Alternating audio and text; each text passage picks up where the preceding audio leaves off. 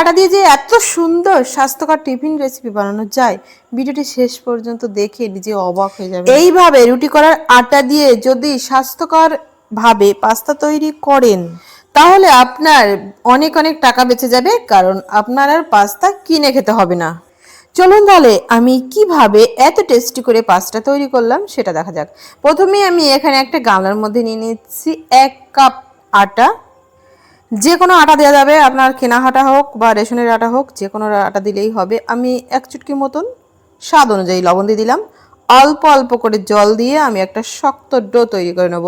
যেমন আমরা রুটি বানানোর জন্য আটা মাখাই, ঠিক ওরকমই মাখাতে হবে, কিন্তু ওর থেকে একটু শক্ত হবে ডোটা। আর এখানে আমি নিয়েছি কিছু সবজি যেটা আমার ঘরে ছিল। এখানে আছে গাজর, টমেটো, ক্যাপসিকাম, এখানে বিনস আছে, 2টো কাঁচা লঙ্কা, একটা পেঁয়াজ কুচি করে নিয়েছি। সবই ছোট ছোট কুচি কুচি টুকরো করতে হবে, মানে যতটা ছোট করা যায় ততটা ছোট করবেন। এবারে আমি যে আটা ডোটা মেখে রেখেছিলাম সেটা আমি এরকম পিস পিস করে কেটে নিচ্ছি ছুরির সাহায্যে।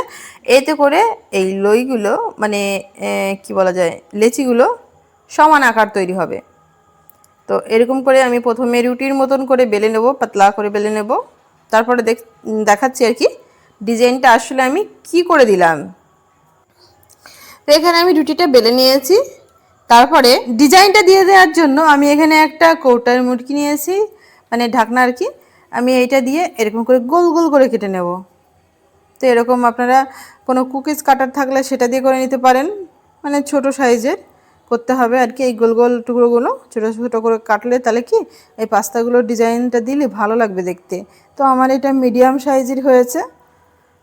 তো সমস্ত টুকরোগুলো এরকম গোল গোল করে কাটার পরে আমি এই দেখুন একটা টুকরো নিয়ে এরকম করে মানে একটা থেকে আরেকটা প্রান্ত এইভাবে একটুখানি জুড়ে দিচ্ছি, ব্যাস এই যে সুন্দর একটা ডিজাইন তৈরি হয়ে গেল পাস্তার। তো এইভাবে আমি সবগুলো তৈরি করে নেব, তারপরে দেখাচ্ছি আমি। তো বন্ধুরা আমার কিন্তু এখানে সবগুলো পাস্তার ডিজাইন দেওয়া হয়ে গেছে। এইবারে আমি পাস্তাটা কি করে বানাবো সেটা দেখাবো। চলুন তাহলে কড়াইয়ের কাছে।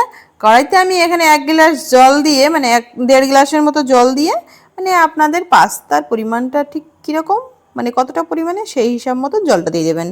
তো আর এখানে আমি কয়েক ফোঁটা এখানে সাদা তেল দিয়ে দিলাম, স্বাদ মতো একটুখানি লবণ দিয়ে দিলাম। তারপরে এটা এটা কিছুক্ষণের জন্য ফুটতে দিলে আপনা আপ এরকমভাবে উপরে ভাসবে। পাস্তাটা আমি 3 থেকে 4 মিনিটের জন্য জলে সিদ্ধ করে নিয়ে এরকম একটা মানে ঝাঁঝরি হাতার সাহায্যে আমি পাস্তাগুলো কিন্তু অন্য একটা পাত্রে তুলে নিচ্ছি। তারপরে এই যে জলটা, মানে পাস্তার যে জলটা, ওটা কিন্তু আমি সাইডে রেখে দিলাম। ওইটা কিন্তু পরে স্টক হিসেবে কাজে লাগাবো। আমি 2 চা চামচ সাদা তেল দিয়ে আমি এখানে আদা, গ্রেট করা আদা আর রসুন প্রথমেই দিয়ে দিলাম। তারপরে নেড়ে চেড়ে কেটে রাখা সবজিগুলো দিয়ে দেবো। 2 থেকে 3 মিনিটের জন্য নেড়ে চেড়ে আমি হালকা আছে সবজিগুলো ভাজা ভাজা করে নেব, মানে সবজিগুলো যাতে গলে যাবে। এমতো অবস্থায় আমি দিয়ে দিচ্ছি পরিমাণ মতো লবণ, হলুদ, লঙ্কা গুঁড়ো। নেড়ে চেড়ে আমি এখানে ওই যে পাস্তা সিদ্ধ করার জলটা ওইটা দিয়ে দিলাম, মানে এক্সট্রা জল আর ব্যবহার করা লাগবে না, অন্য কোনো জল। পাস্তার জলটা দিয়ে দিলেই কিন্তু হয়ে যাবে। তো ঢাকনা দিয়ে ঢেকে দিলাম, তাড়াতাড়ি উবাল এসে গেল। পাস্তাগুলো দেওয়ার আগে 2 থেকে 3 মিনিটের জন্য কিন্তু ভালোভাবে রান্না করে নিতে হবে। তারপরে ওই যে সিদ্ধ করে রাখা পাস্তাগুলো এর মধ্যে দিয়ে দিতে হবে। নেড়ে চেড়ে পাস্তাগুলো নেড়ে চেড়ে দেওয়ার পরে আমি একটুখানি গোলমরিচ গুঁড়ো দিয়ে দেবো।